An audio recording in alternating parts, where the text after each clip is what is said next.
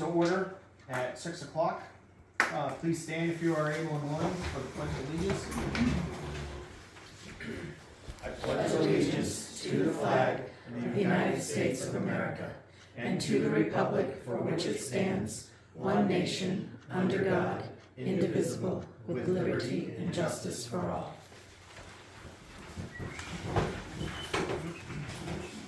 All right. Approval of the minutes from August 12, 2025. Did you have a chance to review it? I did. I didn't have any corrections or anything. So Okay. it looked good to me. And I make a motion that we accept the minutes as written. Second. Motion's been made and seconded. All in favor? All right. Motion carries to sign the minutes as written.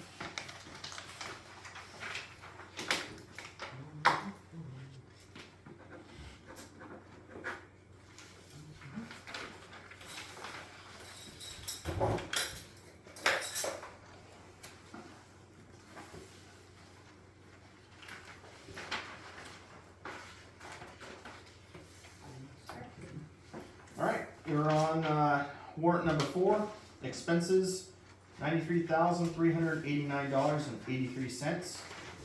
Checks that were written were in series from 1693 to 16,105. Receipts, $31,698.87. And the receipts in series run from 267 to 350. Percentage of the 2023 real estate taxes collected year to date is 97.6% And holding. and holding strong. Percent of 2024 real estate taxes collected year to date, 96.1%. Catching up. All right, that brings us to open session. Anybody have anything? Nothing heard? All right, moving on. Education Exploration Committee update. Ms. Marino. Thank you. Sorry, standing for. No, you're fine. I brought these are the old pamphlets that were given out to us when we were forced to be a part of the consolidation in 2008. And it has all of the promises that we were supposed to get when we did all this loveliness. The thing that I don't know is this governance part, because Canton, Dixfield, Peru, and Carthage no longer belong to RSU 10. So I don't know how the governance is broken up now. So I just thought this was really useful information for us as we move forward. And Jesse said, and I agree with him, that hindsight is 2020, because in 2009, we would have been fined $112,000 for not joining RSU 10. And of course, hindsight, we're thinking, Figured that. yeah, we should have. But in 2009, that was a lot. I'm saying it still is, but still. Did we end up with anything when we joined them? Did we Getting get the anything? nine? Yeah. Did we just lose all our school departments and all that We stuff? didn't get the fine. We didn't Yeah, get we that. didn't. That was it, that was it. No, I think, because I wasn't involved in teaching or involved in a school at that time, Yeah. I think we did gain some things. Some. What I do know is that the teacher salaries went way up because the teachers had to be at the same level as the teachers in Rumford. Right. And I know that there was some sharing of resources, but Yeah, not a lot. right, Not a lot came our way, right, so. yeah. I can tell you that the Education Committee has completed its mission. Yeah. That we've done all the research that we can do. Right. Our next meeting is on September 4th in Hartford at 6:30. And what we're going to do there is have a prep session, doing questions and answers from either just the people on the committee or people in the audience. Right. So that we're prepared for September 11th, which is the tri-town meeting with all 3 town select boards and the committee, and hopefully a lot of people from the three towns. Yeah. That's what we're hoping. So that's where we are. Okay. Did I forget anything? Yes. One of the questions was brought up 2 weeks ago was is there a point where, Buckfield, Sumner, and Hartford can pull out of this endeavor? Is there what I mean to say, is there a point of no return? Like, once we cross a certain line, we gotta go through it to the end, or? Yes. Okay, That point is when we count the votes in November. And if the citizens decide that we're moving out, we gotta go. okay, So it's really the citizens' decisions. okay, If we don't get enough, I think we've had enough signatures on the petition to put it on the ballot this November for Sumner. I don't know about Buckfield or Hartford. I think Buckfield has all the signatures they need. I'm not sure about Hartford yet. But here's the other thing, if all three towns don't have enough signatures, and if all three towns don't vote, then we're done, we're not going. We have to move together, okay, the three of us. thank you. So it's gotta be a majority vote in each Each town. individual town. That's right. Right. Okay. That's right. Did we ask a question last time that if we get into the process, does your question say That was like, it, that was to his say question. we can't, if we get halfway through it and it's showing us. No, once we're in, we're in. Once we're Because the people have spoken, I would assume. That's that'd right, be the reason. because the people have spoken. So the people can't even do like a petition to stop it? I guess that would be the question. Maybe. I guess don't they know. could. I guess maybe you could. Yeah. Don't bring the idea up. I agree with you, I'm just saying. Yeah, what I do know is after talking with Jason, and he lived through the Dixfield separation, he said the first 2 or 3 years were a nightmare, an absolute nightmare. But now they are 7 years out and all of their buildings are up to code. They own all of their school buses. They had enough money to build a school bus garage and hire a mechanic to keep all their school buses on the road. And what I heard from Jason is they are a lean, mean machine. You know, the first 2 or 3 years were really awful, and now they actually got to do, what did he say, 4% increase last year? I feel like it was around 5. but Oh, maybe it was I 5. could be wrong though. So, I'll say around 4. But he had also said that from the numbers he was looking at, he couldn't recommend it basically facing the expenditure of pulling out. So my follow-on question to that was it a nightmare as an administrator, which he was there? Yes, Or was it a nightmare for the town planners to work out how they were gonna pay for I the probably think expense of both. divorce? I think both. Have we reached out to any of the folks in Dixfield, Carthage, or Canton to see? I'm guessing they pulled out and braved the storm together. Okay. Now they're RSU 56. Okay. Do you know if anyone's reached out to them and said, as a town manager, how You know, I haven't, but I will. I do know that Neil, the chair of our committee, has reached out to 3 different lawyers. We're waiting to hear back from them, mostly about how much it will cost. And that's where we are. Do you think maybe we could invite Barbara Chow, the director, the board chair of the RSU 56 board, because she was in it Oh, there's a through good the idea. transition and Good would be able idea. to answer those questions. She Right. did come to one of our meetings Mhm. at the beginning. In Buckfield. Yep. Yeah. Might be good for the citizens to have the opportunity to pick her brain. that's Maybe we can my invite her for feeling the exactly. 11th. Yeah. Thank you.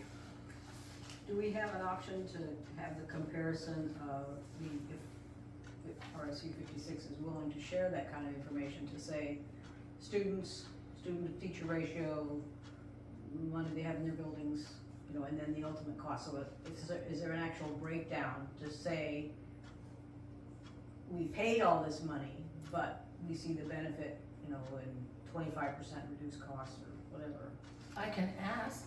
I mean, that would give us at least some tools to say, if it happened there for that way, in that way, could it happen here if we have the lean green machine working here? I can ask. Yeah, if there's some eventual cost savings, but. Or even not, maybe a wash, because we know that over time, we've already projected the kind of increases we're gonna face, Yeah, 8% plus. every year. Every year. On and Plus, on yeah. and So on if and we on. say, over the next 10 years, let's do a chart that says, here's the cost, it's gonna hit us hard here, but it'll do this, and if the school RSU 10 does this, it'll be, and by the time we get here, we'll still be better off. At some point, they're Yeah, gonna intersect. what is, what, How long if do we they paid for intersect? this, like And I the know it's pullout a we guess, see so that's here. gonna be your hard 100 part. That's the problem is that it's a guess. Yeah, it would be a guess, but it's still it's a more educated guess. So than just- my understanding, based on research that we have done, is, we talked about a $3 million shortage. And the towns would have to come up with $3 million, all three of us, not just Sumner. But that includes the one-time costs for the divorce. Because the shortage was actually $2.8 million. So we kind of just bumped it up to $3 million so we could include the lawyers and the divorce costs. In 3 school years from now, Buckfield alone will be paying RSU 10 $3 million. Hartford will be paying $2 million, and we'll be paying almost 1.5. So it's the cost benefit analysis thing is really hard to do. And we at the on the committee talked about if our contributions equaled a little more than $10 million, why can't we run a really good school for the $10 million that we contribute? Why can't we run a really good school with that budget? You know, I don't know the answer to that. It's really up to the people that vote to say, okay, let's do this, let's take a chance and let's take back our schools and take back our communities. But if people say, no, let's just leave it the way it is, then we'll leave it the way it is. The more informed they can be, the better the option. Mm-hmm. So, Alrighty, that's what I know. thank you. Alright, planning board chair is not present, however, he did send in some talking points.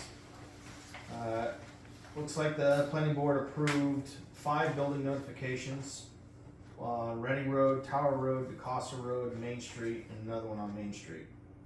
Ongoing discussions of ordinance updates, opportunities, including potential updates to the site plan review ordinance, which is pretty dated from what I can recall. Any questions? Hopefully not. Moving forward.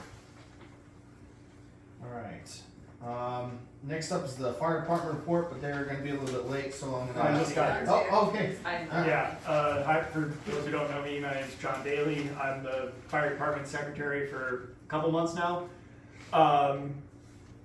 We have lost 2 members since our last report. They were it was a young couple that had moved to town, both joined. They both moved south because he found work down south. So we're at 16 members, 8 of which are qualified to work interior. We've had a fairly quiet month, a couple of traffic accidents and 1 structure fire in West Paris last week. And we're working on getting the Connex boxes at the sand pits stacked. My understanding is we have someone lined up who will do that, an excavation contractor who a couple of our members work for. Timeline on that is soon. I think that's all I've got, if anybody has questions. The folks that we lost, Yeah. were they fairly new members? How much training? Oh, yeah, well, the gentleman that we lost was previously fully trained as a firefighter before moving here. Okay. So we did lose 1 fully trained firefighter, and his partner was an EMT, so she was familiar with emergency scenes but had no fire experience. And they had joined about 6 weeks before they left. Okay. So we didn't really have a chance to fall in love too deeply, No, so to speak. they were both of them were very enthusiastic, perhaps a little excessively so. Okay. But I mean, they're both under 25, which it comes with the territory. Yeah. Okay. All right. Thank you very much. Roads report, Mr. Corson. Yep, we got Arthur Allen Road all done, it looked real good, there was a lot of work up there. Jeremy Johnson, has backed out of doing the Bonnie Road, so I got Weldon Lucas is gonna do it. And, he's moving his equipment in tomorrow morning, probably start digging it up Thursday. So I think we'll have plenty of time. He's gonna have, 2 or 3 trucks. He's gonna do a lot of work in a day's time, I think, so, we'll be all set for paving.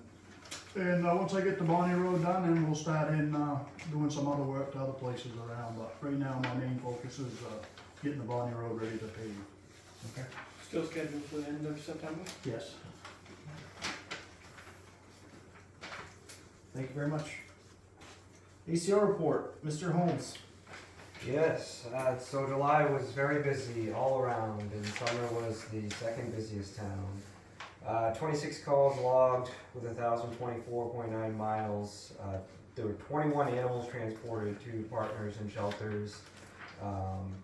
We filled Harvest Hills and had to start feeding into Mid-Coast, ARLGP in Franklin County, which was, some of them was actually surprisingly not many more miles than trucking up to Harvest Hills, but 5 animals were returned to their owners. There were 2 separate livestock incidences,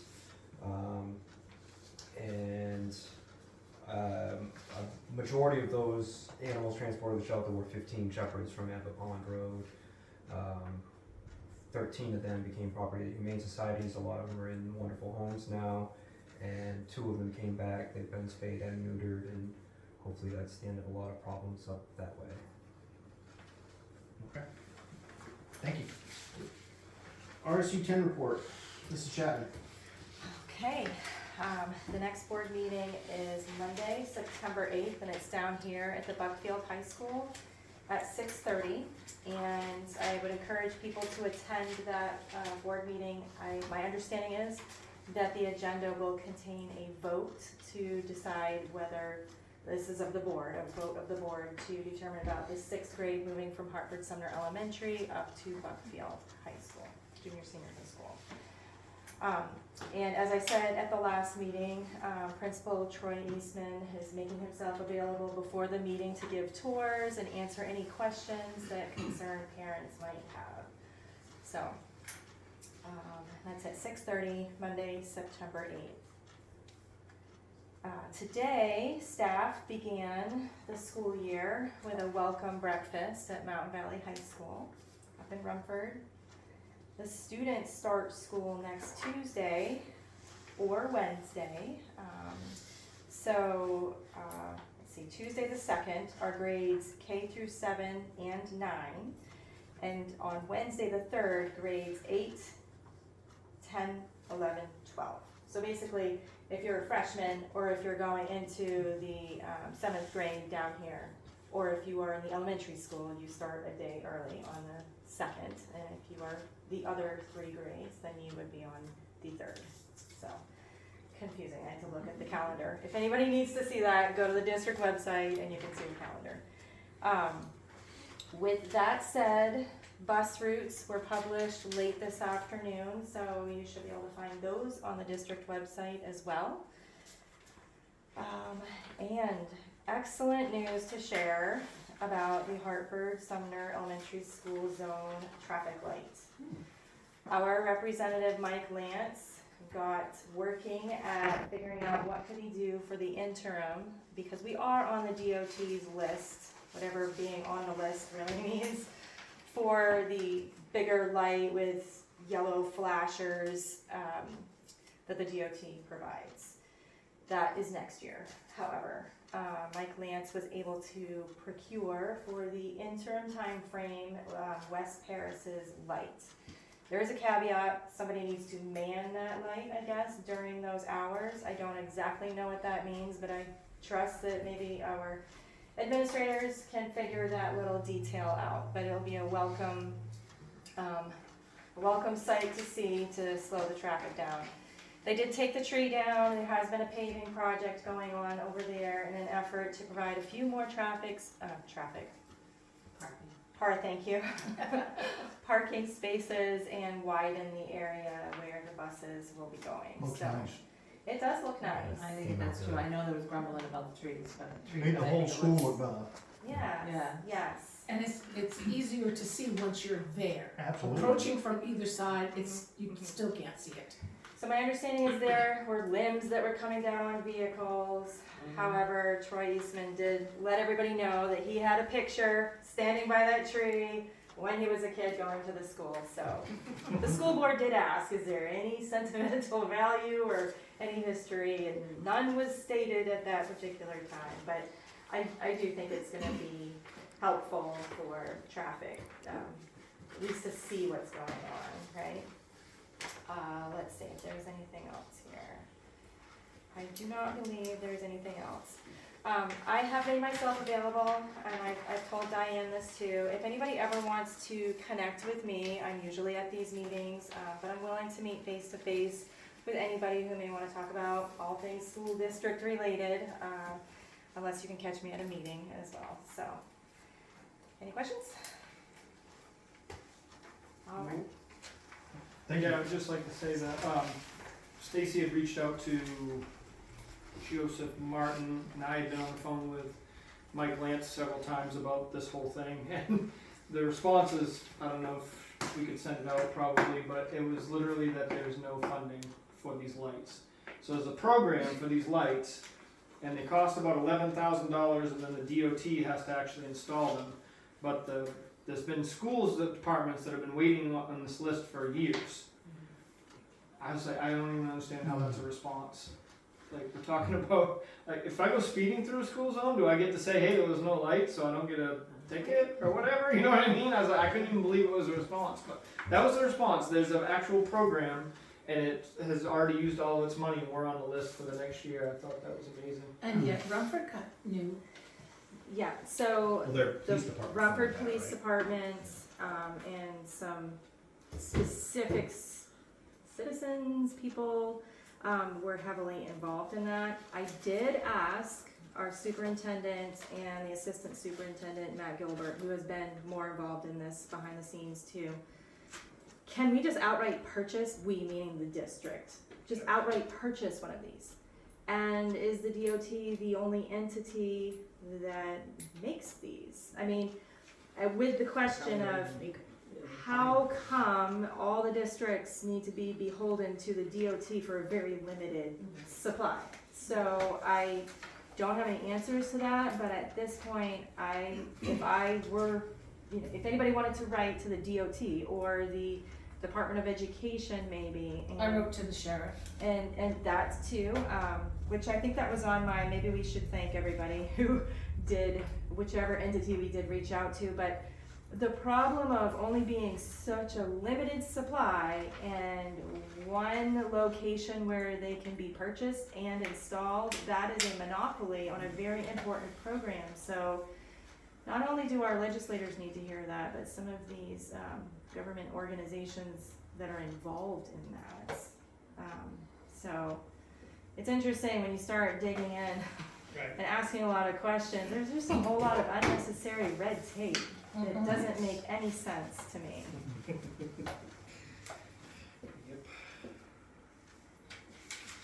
All right, thank you. All right, forms, reports, and correspondence. Response to Damon Road residents. So, some of the folks on Damon Road showed up to a select board meeting about a month ago, and asked that the town take over the Damon Road. So, this is the following is our response to that.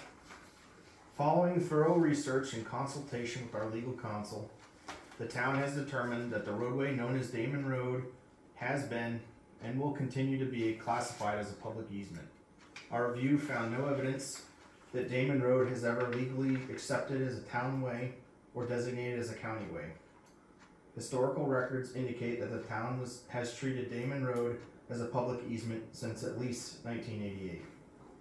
All current year-round residents purchase their properties with the understanding that the town does not maintain the road.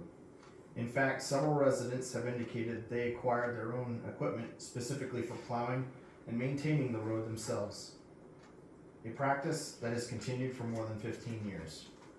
Although Damon Road has never legally accepted as a town way or a public easement, residents and the public have continuously used the road for at least 20 years. Under Maine law, such long-term, open, and continuous use without any maintenance provided by the town is sufficient to establish a public easement by prescription. Therefore, even if a formal public easement was not created in 1988, one now exists by virtue of prescriptive use. As a result, the town legally recognizes Damon Road as a public easement established through long-term public use, not through formal dedication and acceptance, and will continue to treat it as such, consistent with the historical approach since before 1988. Under Maine law, municipalities are not required to maintain or repair public easements. However, the town may choose to support repair and or maintenance efforts at its discretion. While there is no obligation, the town remains committed to the well-being of its residents. Accordingly, pursuant to 23 MRSA subsection 3105A, the town is willing to consider assisting Damon Road residents to share in their financial and labor investment needed for road repairs on a case-by-case basis, but is not required to do so. Please note that the town will not assume liability of Damon Road. Damon Road will not be included in any winter roads plowing contract. Any assistance or involvement by the town shall not alter the current or future legal status of Damon Road. We look forward to meeting with you to discuss the details of the potential repair. Sincerely, Town of Sumner Select Board. So, if there's anything that you want to do for the folks on Damon Road, if there's anything you need from us, let us know. And yeah, we'll just take it case by case basis. Okay. Just like. Alrighty. So that letter was sent, or is on the file? It was just signed this afternoon, so it'll be sent shortly thereafter. Yeah. Alrighty. New business. The town received a $737 dividend check from the Maine Municipal Association because of its good performance and loss prevention efforts. Yay! Alright. Yay, Diane, very much.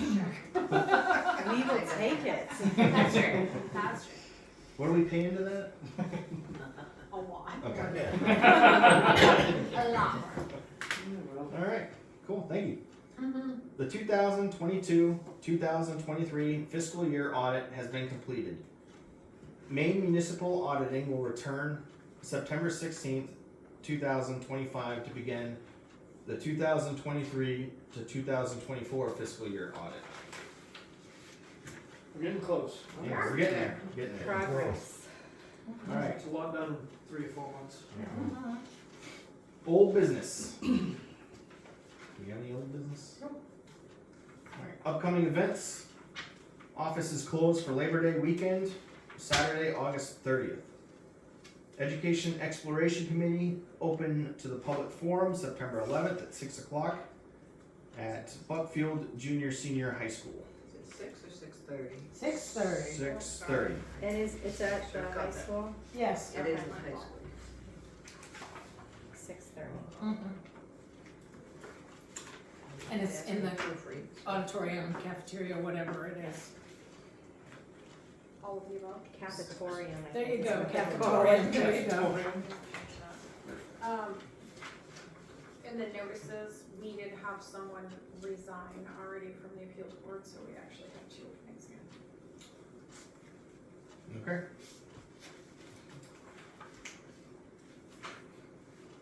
Alright, notices. The Board of Appeals has 2 openings. The Planning Board has 1 opening, and which may be filling here shortly. We're feeling hopeful for this one. Nice. And 1 opening for an alternate. And we are continually looking for members for the Comprehensive Plan Committee to update the current comprehensive plan. Currently, we have 4 members. It was last updated in 2014. 4 members. Mary Ann Haxton has thrown her name in the hat to help out with the committee, Thank you. which is great news because she did the last one. And I've reached out to a few other folks in the community, and hopefully I'll be hearing back shortly. So at this point, I don't want to, if we have 4 members, we'll start contacting AvCog and see what our next step is. Alrighty. Next, we're going to do the financial review of July 2025 financial statements. As always, you're welcome to stay and watch, but nobody's allowed to make any comments. Feel free to stay. Hate to see you go. No peanut gallery, huh? Okay, that concludes the financial review for July 2025. I make a motion that we adjourn today's meeting. A second? Alright, motion's been made and seconded. All in favor? Alright. Meeting has been adjourned at 7:38, 26 August 2025.